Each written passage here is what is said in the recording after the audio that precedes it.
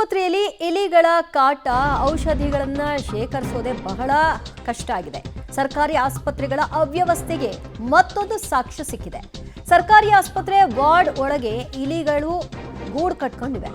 ರೋಗಿಗೆ ಅಂತ ಇಟ್ಟಿದ್ದಂತಹ ಹಣ್ಣು ಹಂಪಲು ಎಲ್ಲವನ್ನು ಕೂಡ ಸ್ವಾಹ ಮಾಡ್ತಿದೆ. ಬೆಡ್ ಪಕ್ಕದ ಟೇಬಲ್ ಮೇಲೆ ಇಟ್ಟಿದ್ದಂತಹ ಬಾಳೆಹಣ್ಣನ್ನ ಇಲಿ ಸೇವಿಸ್ತಾ ಇದ್ದಂತಹ ವಿಡಿಯೋ ಈಗ ವೈರಲ್ ಆಗಿದೆ. ವಿಕ್ಟೋರಿಯಾ ಆಸ್ಪತ್ರೆಯ ಸಿ ಬ್ಲಾಕ್ನಲ್ಲಿ ಈ ದೃಶ್ಯ ಸೆರೆಯಾಗಿದೆ. ಸರ್ಕಾರಿ ಆಸ್ಪತ್ರೆಗಳಲ್ಲಿ ಯಾವ ರೀತಿಯಾದಂತಹ ವ್ಯವಸ್ಥೆಗಳಿದೆ ಅನ್ನೋದಕ್ಕೆ ಇದು ಮತ್ತೊಂದು ಉದಾಹರಣೆ. ದೃಶ್ಯ ಸಮೇತವಾಗಿ ಈಗ ಸರ್ಕಾರಿ ಆಸ್ಪತ್ರೆಯ ಅವ್ಯವಸ್ಥೆಯ ಕೈಗನ್ನಡಿಯನ್ನು ಹಿಡಿಯಲಾಗಿದೆ. ಅಲ್ಲೋಡಿ, ರೋಗಿಗೆ ಇಟ್ಟಿದ್ದಾರೆ ಆ ಟೇಬಲ್ ಮೇಲೆ ಬಾಳೆಹಣ್ಣ, ಅಲ್ಲೇ ಬಂದು ತಿಂತಾ ಇದೆ ಅದು ಆರಾಮಾಗಿ.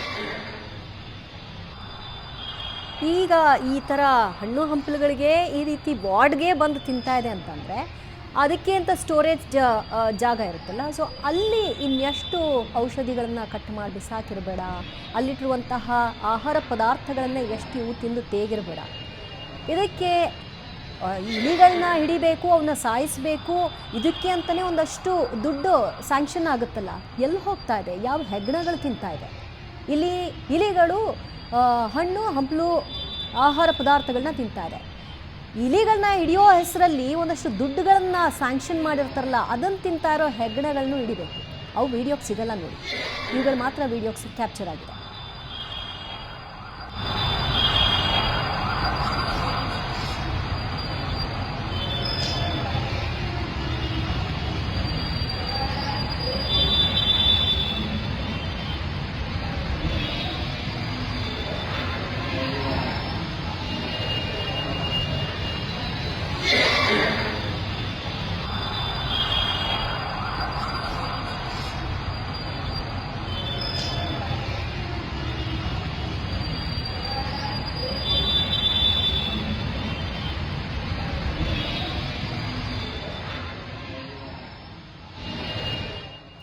ಈ ವಿಡಿಯೋ ಮಾಡಿದವರು ಹಾಕಿದ್ದಾರೆ. ವಿಕ್ಟೋರಿಯಾ ಆಸ್ಪತ್ರೆಯ ಸಿ ಬ್ಲಾಕ್ನಲ್ಲಿ ಡಾಕ್ಟರ್ಸ್ ಮತ್ತು ನರ್ಸ್ಗಳ ಬದಲಾಗಿ ಇಲಿಗಳು ಇವೆ ಅನ್ನೋದನ್ನು ಟ್ಯಾಗ್ ಮಾಡೋ ಮೂಲಕವಾಗಿ ಇದನ್ನು ಹಾಕಿದ್ದಾರೆ, ಪೋಸ್ಟ್ ಮಾಡಿದ್ದಾರೆ. ವಿಡಿಯೋ ವೈರಲ್ ಆಗ್ತಾ ಇದೆ.